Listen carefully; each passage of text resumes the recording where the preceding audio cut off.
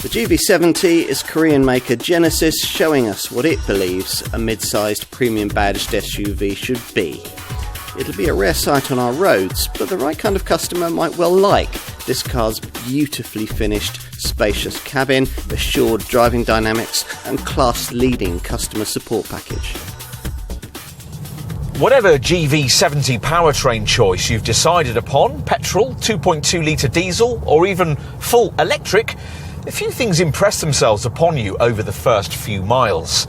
The first is that though this isn't the brand's largest SUV, it's still nearly 2 metres wide and tips the scales at around 2 tonnes. Size and heft you really sense on narrow roads and through steering, pedal and body movement, though in a nicely controlled and comfortable way. Comfort indeed seems to have been the overriding priority in developing the drive dynamics here, as you can feel by the way that this Genesis deftly handles poorer surfaces, but also through the way it wafts and lopes across crests and dips of typical major and secondary routes. It's helped in this by this model's standard party piece, what the company calls electronic control suspension adaptive damping, which employs a front-facing camera to read the road surface ahead, automatically priming the adaptive dampers to reduce body movement and wheel impact over bumps and undulations. We mentioned engines, both of which drive all 4 wheels and work via an 8-speed auto paddle shift gearbox through various tarmac and off-road orientated drive modes. Here we're trying the sporty sounding 300 bhp 2.5 litre petrol variant, but the running costs of that are a little high, so you might be drawn instead to the alternative 206 bhp 2.2 litre diesel variant, which delivers more affordable efficiency ratings, 40 mpg on the combined cycle and up to 185 grams per kilometre of CO2. If you really prioritise frugality though, you'll want to look at the pricier electrified version. With that, twin motors, one on each axle, deliver 4-wheel drive and a potent 483 bhp output, while the 77.4 kilowatt-hour battery manages a WLTP rated range reading of 249 miles between charges. The V in the model name here stands for versatile, and the styling cues that mark out the Genesis brand's first wave of European models are certainly that, replicated on all of them.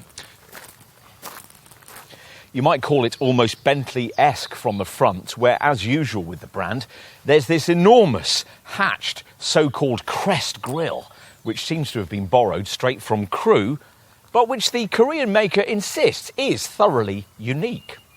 More distinctly Genesis are these trademark LED quad headlamps, creating a frontal visage that at first glance seems identical to that of the larger GV80 model. Actually though, everything below grille level is distinct to this GV70, primarily these wide gaping corner cutouts and the shiny black finishing that decorates the bottom of the lower intake. The 4.7 metre long profile perspective is the one that best illustrates this mid-sized crossover model's distinct identity, mainly because the swept-back coupe-style roofline and this unusual arching parabolic line which begins at the top of the quad lamps and angles steeply back down through the doors to disappear somewhere in the rear wing. We think the rear is possibly the GV70's most appealing angle, these twin-strip LED tail lights featuring the same ultra-thin signature as the quad lamps up front. Not sold yet? Well, Genesis reckons you will be by the time you take a seat inside the plush cabin. So let's take a look now. According to Genesis, the design here was inspired by the beauty of white space concept used in traditional Korean architecture. And there are certainly some nice design touches. The oval aircraft wing style motif chosen for the mid-level fascia controls that stretch either side of the broad steering wheel, and this smart silver strip that starts in the doors and then flows around the dash, widening to allow slim black vents either side of the instrument binnacle and in front of the passenger.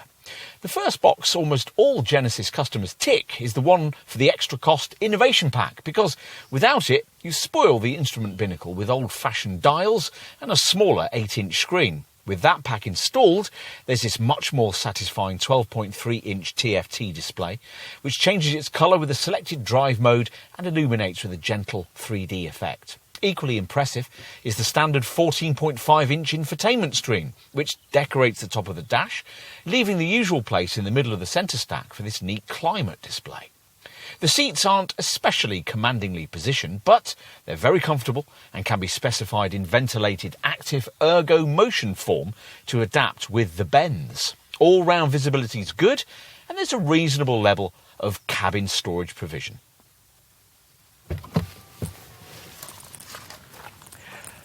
Time to take a look in the rear. The back seats conform to the class norm with comfortable space for two, but the promise of a bit of a squash for any more unfortunate third centre occupant, whose feet would need to be splayed either side of this medium-height centre transmission tunnel. Headroom's very class competitive, even with a sunroof fitted. Legroom not quite so much, and unfortunately it can't be improved by the kind of seat-based sliding functionality you'd get in this class from, say, an Audi Q5. The seat backs do recline, though, for greater comfort on longer journeys. Let's finish with a look out back, where, as you'd expect, the boot is accessed by a powered tailgate, though there doesn't seem to be provision for a kick-action sensor to operate it. So here's the main part of the car where you'll really notice the difference between this and its larger GV80 SUV stablemate. That model's 735-litre capacity, falling to 542 litres here. There are sidewall catches to flatten the rear bench, which when activated free up 1,678 litres. If the last few years have taught us anything, it's that it's time to do something different. That should certainly apply to the factors that influence our purchase decisions and take the choice of a car of this kind. The German establishment in this class focuses on technology and drive dynamics. This Genesis can offer that too, but the emphasis here is more on comfort and the ownership experience. No, you can't attack the corners in a GV70 as perhaps you could in an X3 and in the kind of way you'd certainly want to in a Porsche Macan, but few segment customers are interested in doing that anyway. What they want is a car that prioritises their brand values rather than its own makers. This Genesis, rather cleverly, does exactly that.